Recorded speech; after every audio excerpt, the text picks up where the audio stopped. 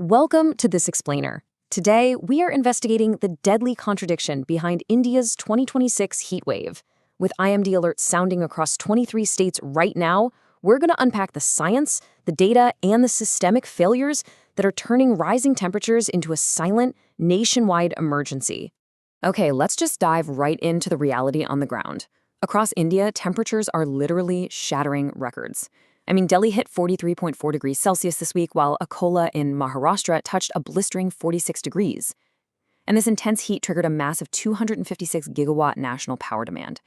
To put that into perspective, that is a peak we normally only see in June or July, and it is pushing the entire power grid to the absolute brink. But here's where things get strange. As the heat pushes human endurance to its absolute limit, the official death counts suggest a surprisingly low toll. It just doesn't add up. This glaring discrepancy leads us to ask a really difficult question. Is the true human cost of this heatwave being hidden? Let's look at the data. Section 1, the death count scandal. 3 agencies, 3 numbers. So between 2015 and 2020, 3 separate government bodies reported wildly different heat stroke fatalities. The National Crime Records Bureau counted over 8,000 deaths. Meanwhile, the NDMA and health surveillance systems showed completely different figures, and the Meteorological Department logged around 3,400. You're looking at a deeply broken tracking system where official figures for the exact same thing differ by nearly 2 times. And if you want to see just how deep this bureaucratic chaos goes, consider Telangana. In 2024, the national database recorded 116 heat stroke deaths for the state. But the state's very own heatwave action plan recorded just 10. Same year, same state. That is a massive, massive discrepancy. This systemic underreporting is exactly why public health expert Dr. Dilip Mavlinkar states that the real human toll is undercounted by at least a factor of 10. The official numbers, they are barely scratching the surface of the actual mortality rate out there. So you might be wondering, why does this massive undercount happen? Well, India lacks a robust system for registering the true cause of death. Doctors almost never write heat on a death certificate. Instead, fatalities are attributed to underlying conditions, things like heart failure, strokes, or respiratory collapse. The environmental trigger, the heat, acts as a silent catalyst that just slips through the cracks of medical paperwork. Section 2. Why is it so hot? The science of the threat. It all actually comes down to a metric called the wet bulb temperature. Now, we're used to fearing dry heat, but wet bulb temperature measures heat and humidity combined. It marks that highly dangerous point where the air is so thick with moisture that the human body's natural cooling system, or sweat, completely fails to evaporate. Essentially, your body's internal air conditioning just shuts down. Rising humidity levels are pushing these wet bulb temperatures straight into the danger zone, especially near the coasts and right across the Indo-Gangetic plains. That specific region is currently trapped under what we call a heat dome. Think of it as a high-pressure weather system that traps hot ocean air like a heavy lid on a boiling pot. It compounds thermal stress far beyond what is normal. So what is driving this?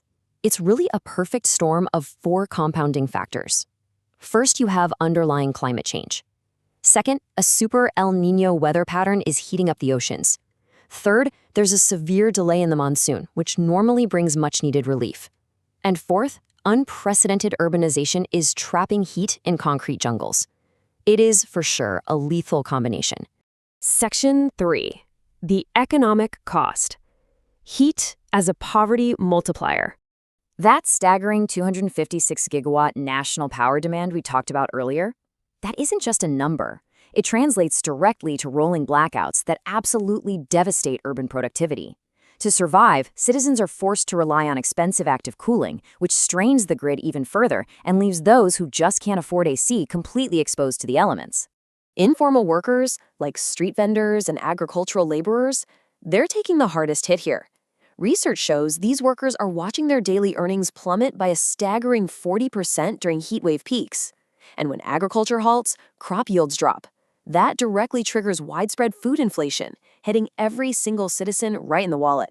When you zoom out nationwide, the economy loses an estimated 46 lakh crore rupees annually, simply because 259 billion labor hours vanish into the heat. But the future, it's even darker. Projections show that if this goes unchecked, heat deaths in India could increase 25 times by the year 2100. That would mean 1.5 million fatalities every single year. Section 4. Governance failures. The institutional vacuum. The central issue here is actually a matter of legal classification. Unlike cyclones, droughts, or floods, a heat wave is not officially classified as a notified national disaster under the Disaster Management Act. Because of this, states are heavily restricted. They're allowed to use only up to 10% of their state disaster response fund for heat relief. For massive states with huge heat risk profiles, this funding cap is simply a bureaucratic fiction. And why hasn't it been classified as a national disaster? Well, it usually comes down to money. Declaring it a national disaster would legally obligate the government to pay a 4 lakh rupee compensation for every single confirmed death. Experts point out that this creates a perverse financial incentive to suppress mortality counts and undercount the fatalities, which takes us right back to the data scandal we discussed earlier. Section 5. Fixing the system. Solutions for survival. The good news is, we don't have to invent a solution from scratch. We already have constructive paths forward, like the Kerala model. They treat heat as a state disaster. Their model follows a very clear flow. First, the meteorological department issues a red alert. Second, outdoor labor is legally halted during peak hours. But crucially, Step 3 automatically triggers wage top-ups from emergency funds. This ensures workers don't have to choose between their lives and their livelihood.